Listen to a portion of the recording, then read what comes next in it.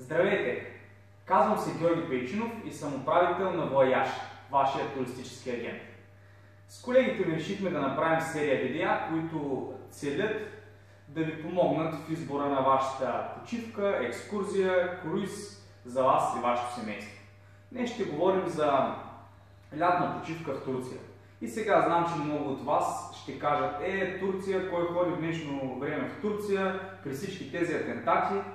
Аз няма да навлизам в подробности относно обстановката там, само ще кажа, че ежедневно поддържаме връзка с нашите партньори и туроператори на място и обстановката, както и миналата година, и тази е абсолютно нормална и спокойна.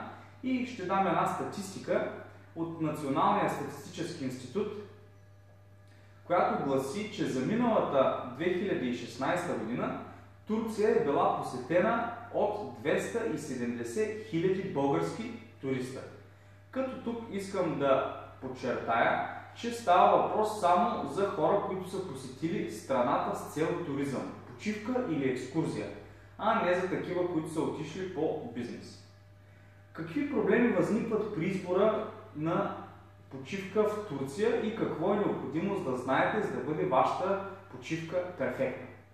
Водещото при избора на почивка и не само в Турция, а и в много други страни, разбира се, е хотелът. Естествено, всичко зависи от комплексното изживяване, от пътя, от водача, който ще бъде с вас, от храната в хотела, анимацията, екскурзиите на място и всички тези древни детайли, но най-голямо перо има самият хотел, тъй като там ще прекарате 7, 8, 10, 12 нощувки. И тук мога да ви дам един съвет. При избора на хотел обърнете се към специалист, наистина към туристическа агенция, туристически агент, който е ходил, знае и може да ви даде максимално точна информация. Тъй като ние инвестираме страшно много в нашите колеги и агенти, за да могат да посещават ежегодно всички курорти в Турция и по-голямата част от хотелите и да следят всички промени, които се случват там, за да бъдат максимално добре информирани и да ви бъдат максимално полезни. Сега знам, че много от хората ще кажат: ние ходим в Турция от 10-12 години, какво повече може да ни кажете? Ние знаем абсолютно всичко. Сигурно е така, не споря, но има неща, които туриста, колкото и често да е ходил, няма как да знае. И това са такива неща от типа смяна на собственост на даден хотел, на верига или смяна на мениджмънта. Тъй като, както знаете, скъпи приятели, най-важното за един хотел е неговия мениджмънт. Защото от мениджмънта зависи изхранването в хотела, качеството на храната, абсолютно всички малки подробности от анимацията в самия хотел, почистването на басейните до смяната и почистването на стаите и смяната на кърпите. Хотелите в Турция доста се различават един от друг. Има 5 звезди и 5 звезди хотели, които са коренно различни не само в ценово изражение, но и в качеството си и това, което предлагат. Също така има и някои 4 звезди хотели, които са по-хубави от 5 звездни хотели, но за самите хотелски комплекси по-подробно и за изхранването там ще говорим в по-нататъчните видеа. Тук искам да направя една вметка и за самите курорти, тъй като има и курорти, които доста се различават един от друг. Примерно курорт Мармарис, хотелите там са по-малки като комплекси, на 3-4 етажа, има на първа и на втора линия, за тези от вас много добре, които познават Мармарис, знаят.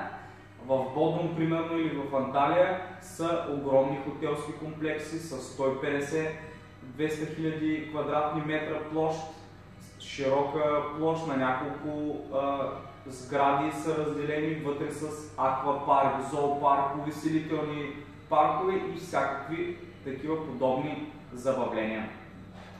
Доста често се получава следния проблем при избор на хотел.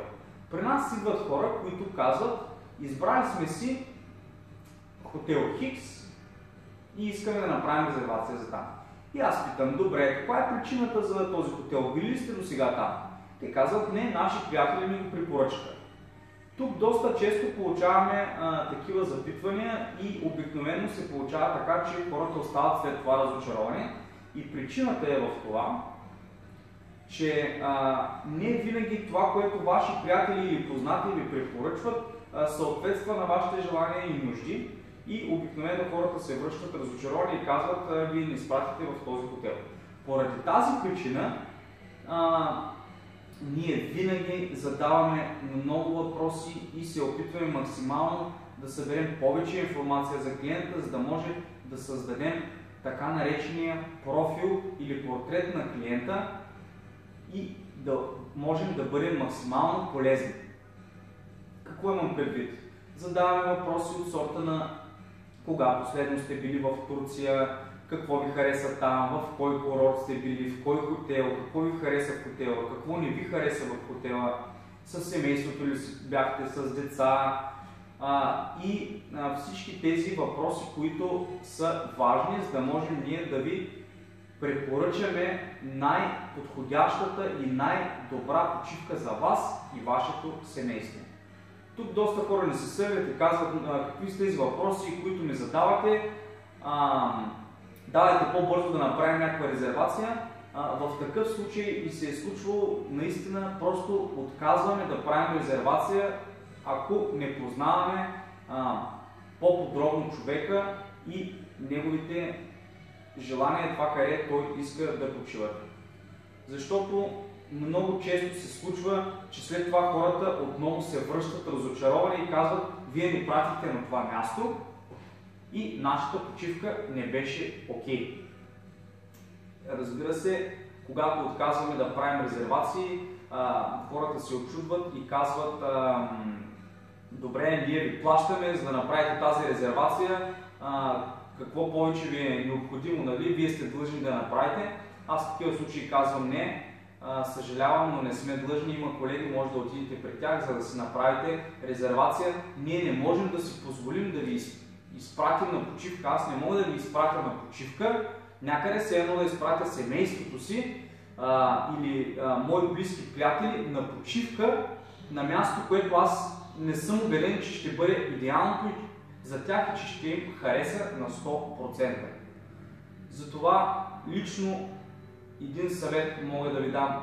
Когато си избирате почивка, дали било в Гърция, в Турция, в Египет, на друго място, обърнете се към специалист, който е ходил там, запознате с обстановката и с хотелската база, за да може да ви бъде максимално полезен.